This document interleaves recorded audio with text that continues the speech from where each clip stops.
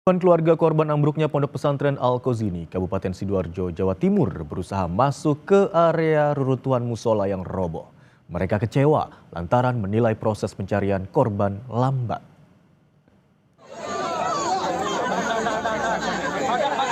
Puluhan wali santri bersama keluarga korban yang hingga kini belum ditemukan mendatangi lokasi ambruknya musola milik Ponpes Al-Khozini, Sidoarjo, Jawa Timur yang ambruk Senin lalu.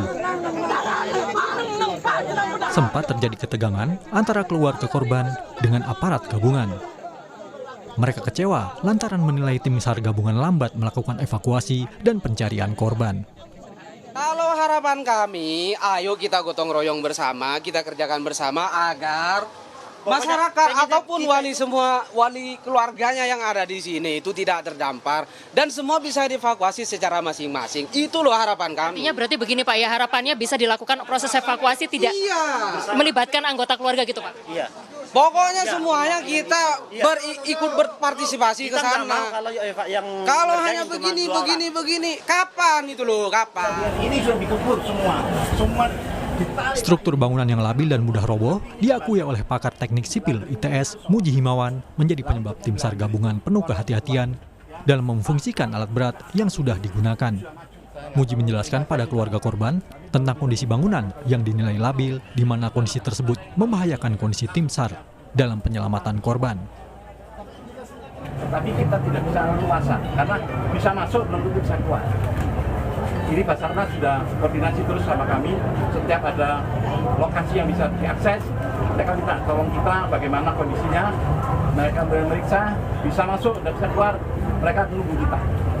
A1 ini sudah kita kuasai, A2 sudah mulai kita akses juga, saya sudah mencoba menstabilkan reruntuhan, jangan sampai kita gempur, saudara kita masih di sana, kegencet lagi, kita hindari. Jangan sampai itu terjadi karena memang kita harus hati-hati. Sejak Jumat dini hari, ekskavator breaker digunakan untuk memecah belahan beton yang menghalangi akses pencarian korban. Tim SAR juga masih melakukan pencarian secara manual dan berharap korban bisa segera ditemukan.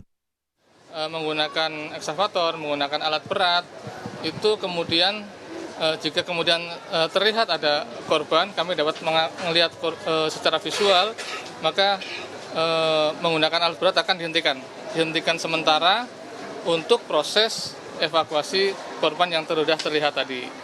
Setelah nanti ini sudah terevakuasi, maka nanti menggunakan alat berat itu akan dilaksanakan kembali. Karena memang penggunaan alat berat itu sebenarnya tidak kemudian harus untuk cepat-cepat membabat. Kapolda Jawa Timur Irjen Nanang Afianto memastikan segera melakukan penyelidikan ambruknya musola Ponpes usai seluruh korban ditemukan. Karena kan kita harus tahu konsep membangun itu kan tidak ujuk-ujuk dari atas, semua ada dari bawah dulu. Nah inilah yang harus kita lihat nanti. Tapi yang jelas tetap nanti akan melakukan kegiatan proses, tapi yang utama sekarang ini adalah masalah kemanusiaannya dulu. Ya. Proses untuk mengusut siapa yang akan bertanggung jawab gitu Pak? Ya nanti, kan ini kan belum selesai. Ada unsur kriminalnya nggak? Kenapa? Ada unsur kriminalnya nggak? Nanti kita lihat dulu dari proses ini. Pelaksanaan sholat goib dan doa bersama digelar di musola Pondok Pesantren Ibnu Khalil Bangkalan, Madura, Jawa Timur. Bagi mereka, para korban meninggal dunia, musibah ambruknya musola Pondok Pesantren Al-Khozini Sidoarjo merupakan para syuhada.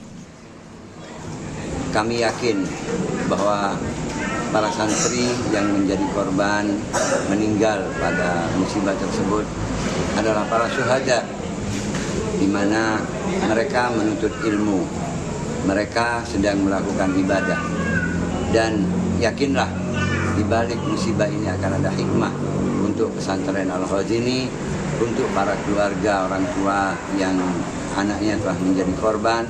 Allah telah anugerahkan, sediakan anugerah dan hikmah yang luar biasa. Hingga Sabtu pagi, tim SAR berhasil mengevakuasi 104 orang selamat dan 14 orang meninggal dunia. Sekitar 50 orang hingga kini masih dalam pencarian. Tim Liputan, Kompas TV.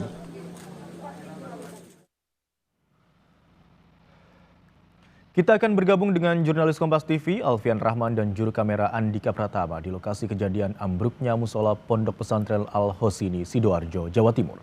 Selamat siang, Alfian. Apa rencana tim SAR dalam pencarian hari ini dan bagaimana komunikasi tim SAR dengan keluarga korban sejauh ini terkait rencana pencarian. Ya, selamat siang Imron dan juga saudara. Rencana tim SAR dari informasi yang kami dapatkan tadi dari Ketua BNPB Suharyanto memang hari ini fokus untuk proses pengangkutan dari puing-puing reruntuhan yang ada di beberapa sektor. Ada 4 sektor di TKP tersebut, ada A1, A2, A3, dan A4. Ini harus diangkat terlebih dahulu begitu reruntuhannya untuk dapat mengidentifikasi lebih lanjut ada atau tidak potensi korban tambahan. Tapi informasi yang baru saja kami dapatkan, Imron dan juga saudara, masih ada beberapa korban yang sudah terdeteksi begitu keberadaannya, ada beberapa titik korban, dan ini proses terus berlangsung selama 24 jam non-stop.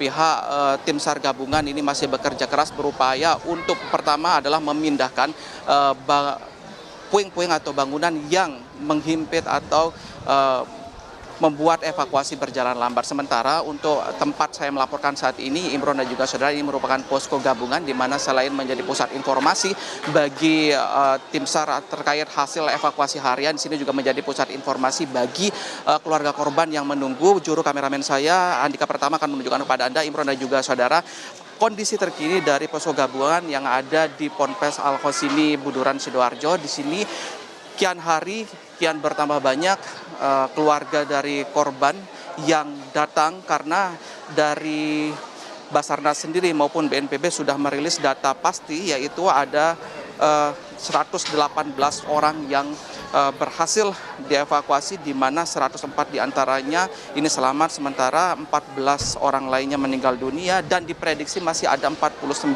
orang yang berada di dalam reruntuhan tersebut. Tapi BNPB tidak dapat memastikan apakah dari 49 orang yang belum diketahui keberadaannya ini semua berada atau tertimbun di TKP. Dari konferensi yang berlangsung sekitar pukul 9 pagi waktu Indonesia bagian Barat tadi, ada beberapa poin yang dibahas, yaitu yang pertama fokus pencarian pertolongan korban. Ini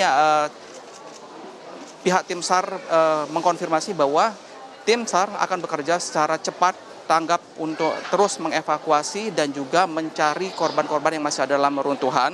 Selain itu juga menyiagakan personel selama 24 jam. Terdata hingga saat ini tidak kurang dari 400 personel disiapkan, termasuk juga di dalamnya ada relawan gabungan yang berusaha bersama-sama untuk mencari keberadaan korban. Terkait psikososial dari keluarga korban sendiri, Imron dan juga saudara, ini